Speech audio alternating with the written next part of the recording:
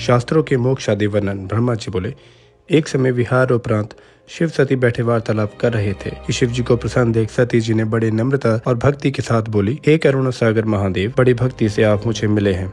आपसे विहार कर मैं बड़ी संतुष्ट हूँ। हे हर, यह जीव संसार से कैसे पार पा सकता है? विशेष जीव भी जिसे पाकर परम पद की प्राप्ति कर लेता है, वह तत्व क्या है? मुझे सुनाइए। हे मुनि, शिव जी प्रेम पूर्वक सती से बोले, हे दक्षायणी महेश्वरी, विज्ञान ही परम तत्व है। दूसरा स्मरण केवल ब्रह्म का स्मरण है। ब्रह्म साक्षात पर से परे है। भक्ति विज्ञान की माता है। भक्ति का विरोध कभी भी विज्ञान को नहीं पा सकता। मैं उसी भक्ति के अधीन हूँ। यह भक्ति दो प्रकार की है, सगुण और निर्गुण। श्रवण, कीर्तन, स्मरण, सेवन, दास्य भाव, अर्चना, वंदना, सख्यता और आत्मसमर्पण सब युगों में भक्ति की विशेषता है, परंतु कल युग में तो भक्ति विशेषक फलदायक होती है। संसार में जो मेरी भक्ति करता है, मैं सदैव उसकी सहायता करता हूँ, उसके सारे विघ्नों को हरता हूँ और उसके शत्रुओं को दंड देता हूँ। इसलिए तो मैंने काल को अपने तीसरे नेत्र से भस्म कर दिया था। भक्त के लिए तो मैंने रावण को त्याग कर दिया और कुछ भी पश्चाताप न किया। भक्ति के कारण ही तो मैंने दुष्ट व्यास को नंदीश्वर से दंड दिलवाकर काशी से बाहर कर दिया। अधिक क्या कहूँ, मैं भक्त के ही वश में हूँ। भक्ति की ऐसी महिमा सुनकर दक्ष पुत्री सती बड़ी प्रसन्न हुई। फिर सती माता ने पूछा, लोक में सुखदायक और जीवों के उद्धार की बात पूछी। जन्म, मंत्र, शास्त्र और विशेषता, उनके महात्मा पूछा। सती के ऐसे प्रश्नों को सुनकर महादेव बहुत प्रसन्न हुए। उन्होंने जीवों के उद्धारार्थ प्रेम पूर्वक कहना आरंभ किया। उन्होंने इतिहास, कथा, भक्तों का महात्मा और वर्णाश्रम धर्म सहित राजधर्म, पुत्र और स्त्री धर्म आदि वेदों, शास्त्रों, ज्योतिषी शास्त्र, समुद्रिक शास्त्र तथा अन्यथा शास्त्रों को तत्व कहा। इस प्रकार हिमालय पर क्रीड़ा करते हुए सती और शिव ने और स्थानों में विहार किया। अध्याय सती शंका। नारद जी ने कहा, हे ब्राह्मण, अब आप मुझे सती शिव के अन्य चरित्र सुनाइए। ब्रह्मा जी बोले, हे नारद, अब मुनियों के सहित प्रेम पूर्वक शिव का चरित्र सुनो। जब एक समय लीलाधर शंकर सती के साथ नंदीश्वर बैठे हुए त्रिलोक भ्रमण कर रहे थे, तो दंडक वन में पहुंचने पर उन्होंने सती को कहा कि वह भूमि दिखलाई कि जहाँ से रावण भगवती सीता को हर ले गया था, और भगवान राम सीता के वियोग में लताओं और वृक्षों से भी उनका परिचय पूछते हुए सीता का पता लगा रहे थे। उनके पत्नी वियोग की व्याकुलता का अंत न था।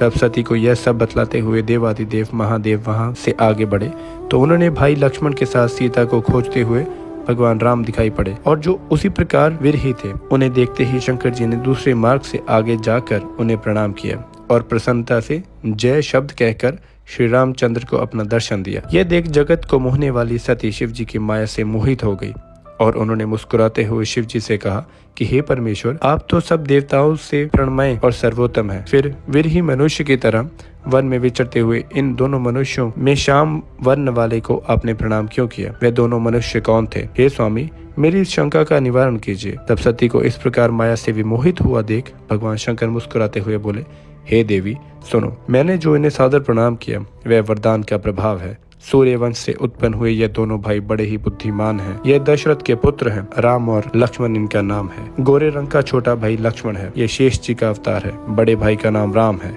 यह बड़े ही शांत और विष्णु के साक्षात अवतार है। ये पृथ्वी पर साधु जनों की रक्षा और हमारे कल्याण के लिए अवतरित हुए हैं। इतना कहकर भगवान शंकर मौन हो गए, परंतु सती जी के मन में विश्वास नहीं हुआ। शिव की बलवती माया जो संसार को मोहित कर रही है। तब सती के अविश्वास चित्त को देखकर भगवान शंकर ने कहा कि हे देवी, यदि तुमको मेरे वचनों में विश्वास नहीं तो तुम जाकर अपनी बुद्धि से राम की परीक्षा करो। सती ने सोचा कि मैं सीता का रूप धारण कर राम के समीप जाऊं। यदि राम साक्षात विष्णु के अवतार होंगे तो मुझे पहचान लेंगे। वह सीता का रूप धारण कर परीक्षा के लिए राम के पास गई। तब सती के सीता के रूप में देख शिव का नाम जपते हुए श्री रामचंद्र जी ने कहा, हे सती, इस समय शिव जी कहाँ है जो तुम्हें पति के बिना अकेले इस वन में फिर रही हो? राम के इन वचनों को सुनते ही सती चकित हो गई और उन्हें शिव जी के वचनों को स्मरण कर बड़ी लज्जा आई। अब वे राम को साक्षात विष्णु समझकर उनसे बोली कि हे राम, मैंने तुम्हारी प्रभुता देख ली, परंतु आप मुझे यह बतलाइए कि शिव जी ने आपको प्रणाम क्यों किया? इसकी मुझे शंका है। आप सत्य बतलाकर मेरी संदेह दूर कीजिए।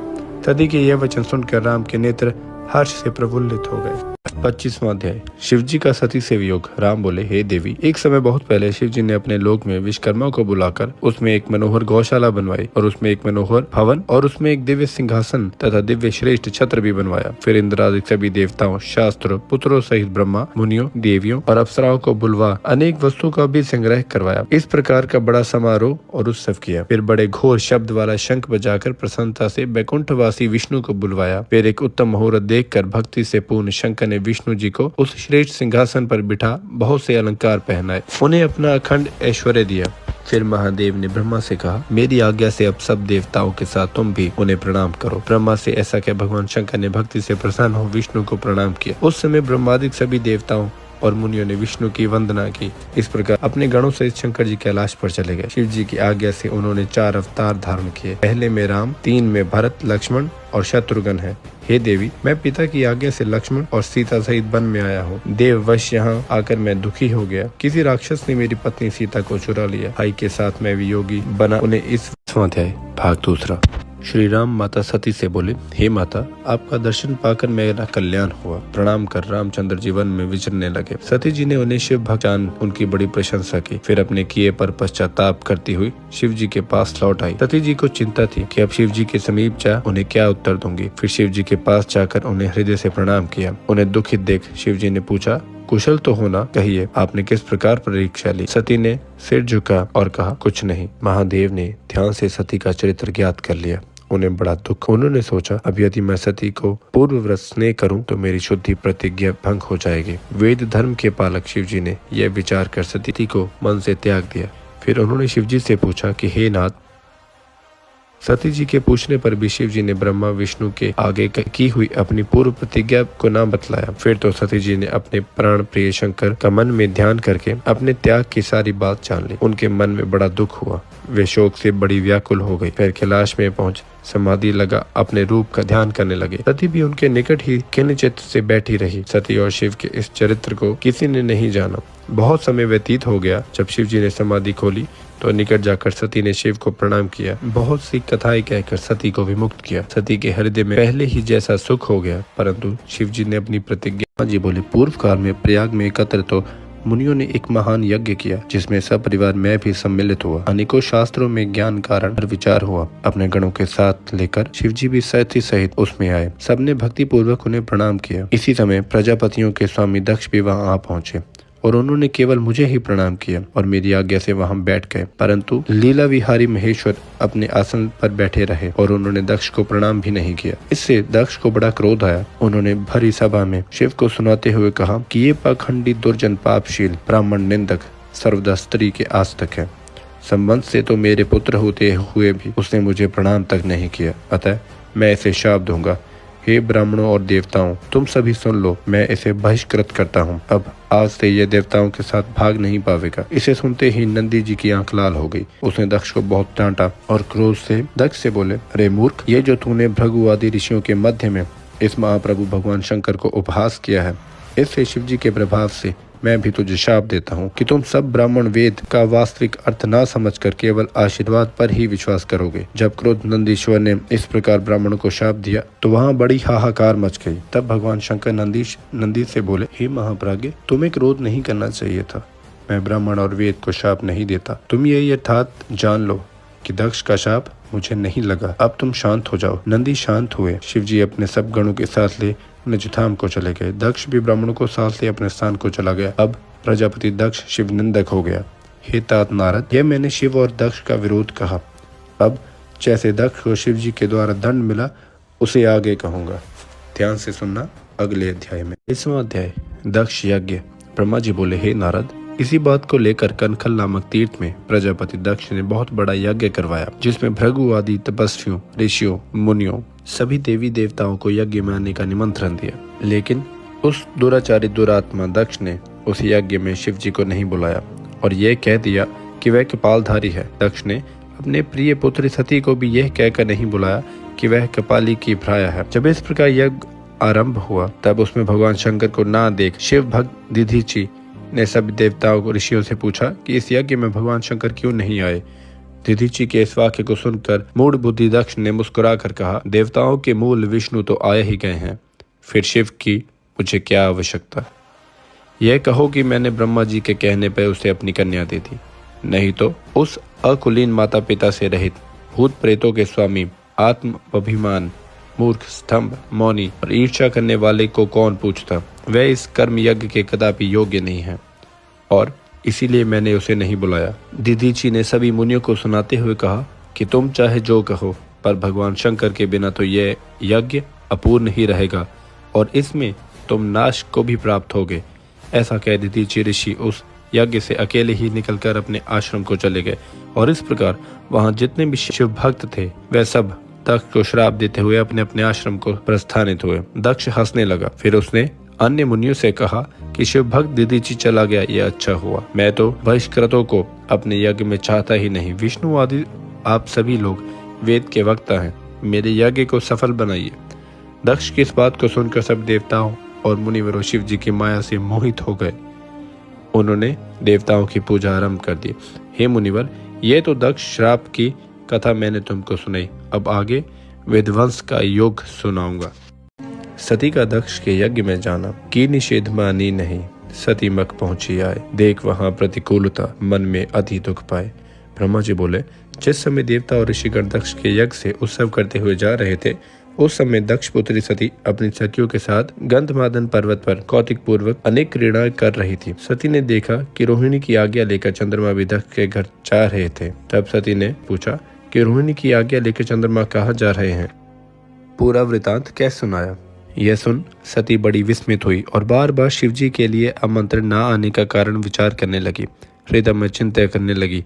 वह शिव के पास आई और बोली कि मैंने सुना है कि मेरे पिता ने महायज्ञ रचा है, वहाँ इस समय बड़ा उत्सव हो रहा है, सभी देवता और ऋषिगण उसमें एकत्रित हुए हैं। आपको मेरे पिता के यज्ञ में जाना क्यों नहीं सुहाता? सब काम छोड़कर मेरी प्रार्थना है कि मेरे साथ मेरे पिता के घर में चलिए। संबंधियों का यही धर्म है कि वह सब समय पर प्रेम बढ़ाने के लिए अन्य को समीप आ जाएं। सती की यह वचन सुन शिव जी के हृदय में बाण से लगे। फिर भी वे इस प्रकार प्रिय वचनों से बोले कि हे देवी, तुम्हारे पिता दक्ष मुझसे विशेष मन सत्य रखते हैं, इसी कारण उन्होंने मुझे निमंत्रण नहीं दिया और जो बिना बुलाए दूसरों के घर जाते हैं वे मरण से भी अधिक अपमान पाते हैं। इस कारण हमें और तुम्हें दक्ष के यज्ञ में नहीं जाना चाहिए।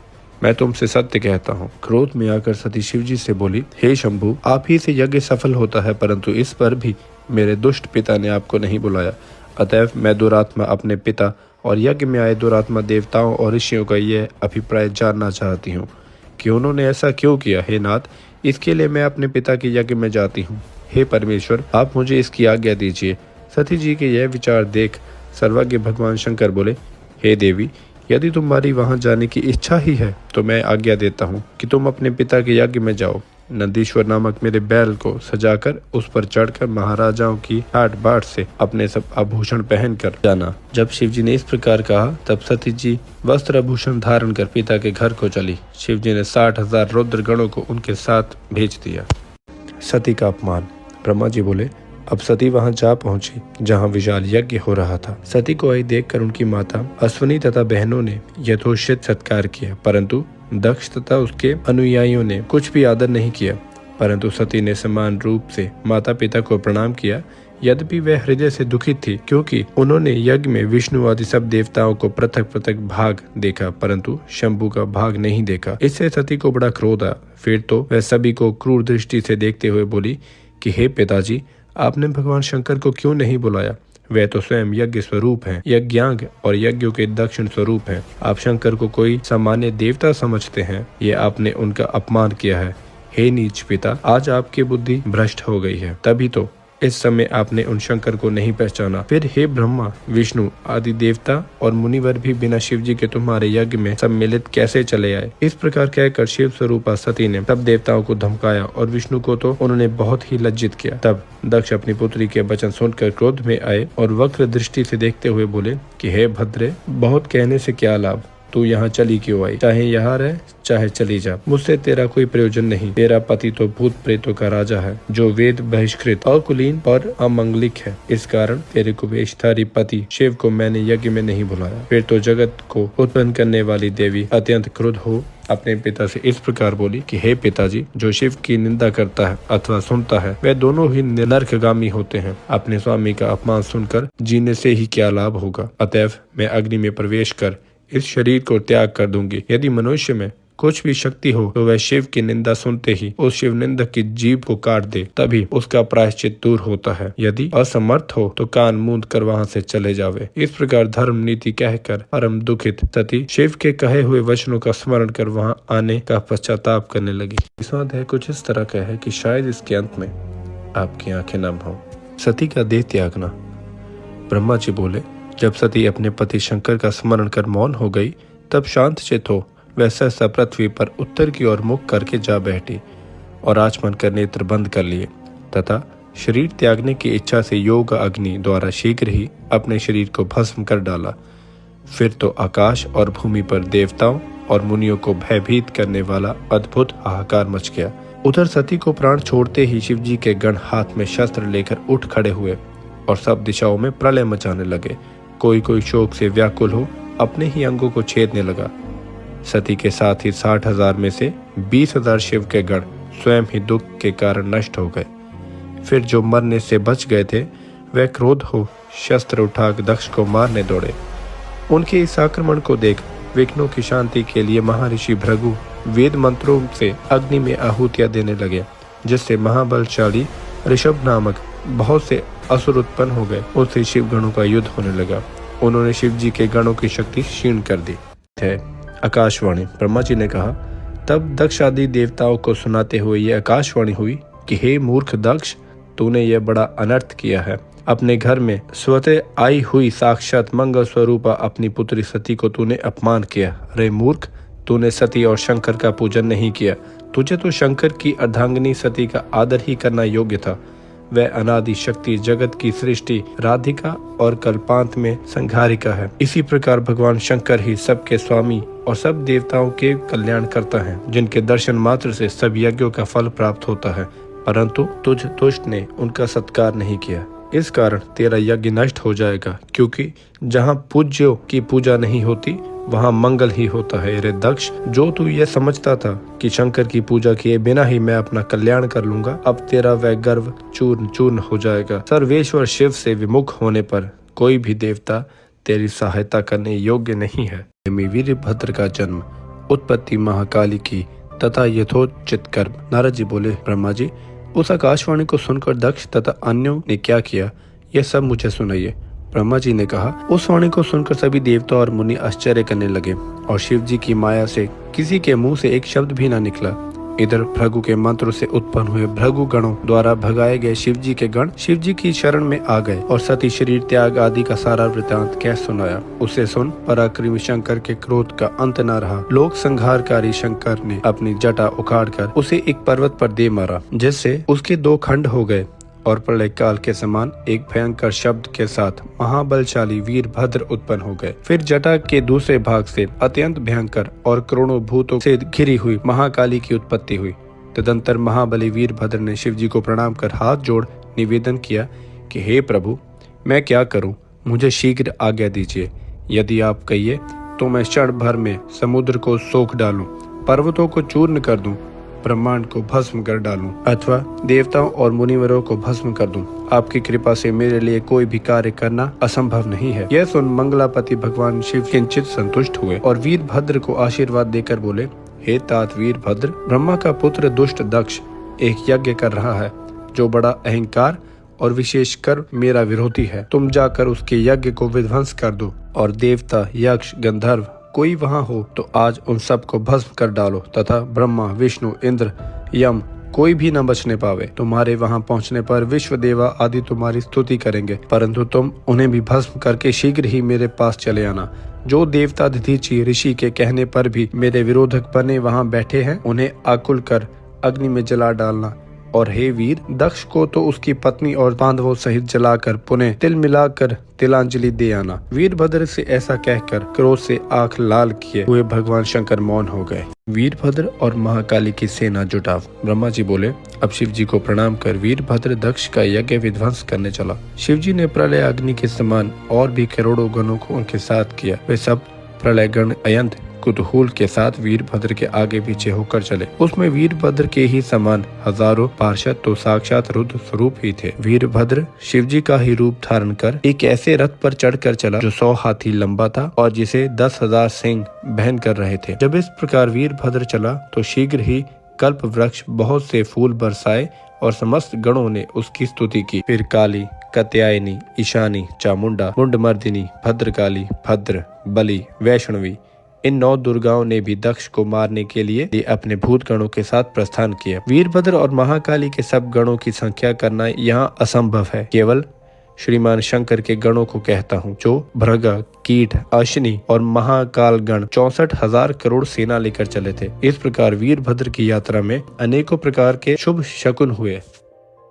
ब्रह्मा जी बोले, उधर दक्ष तथा देवताओं को अशकुन हुए। वीरभद्र के चलते ही दक्ष आदि को यज्ञ के विध्वंस सूचक तीनों प्रकार के उत्पात हुए। दक्ष की बाईं आंख, बाहु तथा जंघा फड़कने लगी।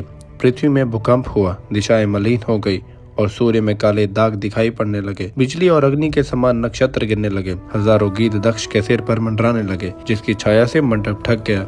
गीदड़ भयानक शब्द करने लगे, दिशाओं में अंधकार व्याप्त हो गया। फिर उसी समय यह आकाशवाणी हुई कि हे दक्ष, तुझे धिक्कार है, तू बड़ा पापी और मूर्ख है।